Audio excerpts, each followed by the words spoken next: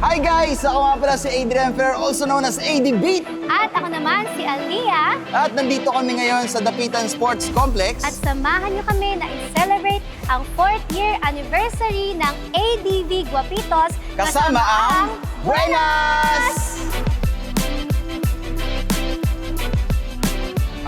We've been in the industry for 4 years and habang tumatagal lalong sumasolid ang samahan namin. Siguro baon lang is respeto at pagkakaisa ng isang unit ng motorcycle or scooter.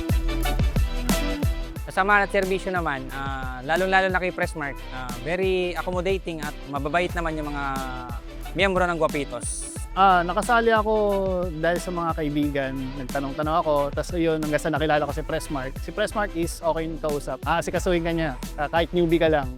Kumbaga, hindi ka maiiyak. For example, dito lang ng ibang grupo na pag sumali ka, diba, minsan na-OP ka. Dito hindi, talagang asikasuhin ka ni Pressmark. Alas papakilala ka nila lahat sa mga buong members.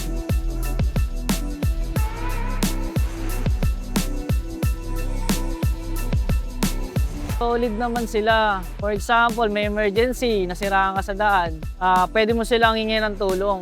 Tapos si President may pag-ugnayan. Yung masasabi ko sa serbisyo ng GAC, sobrang solid guys. Sobra. Kaya kung naka-ADB ka, dito ka na sumali. Dito ka na sumali guys. Sobrang solid. Basta naka-ADB ka, pasok na pasok ka dito. Maraming salamat nga pala sa Buenas PH sa pag-sponsor sa aming jersey. Then, ang masasabi ko sa grupo ng ADB Guapitos, masaya rito. Lahat, hindi mo mararamdaman na bago ka kasi ang turingan dito pantay-pantay lang. Kaya saludo sa ADB Guapitos. Happy 4th year anniversary, ADB Guapitos. Salute!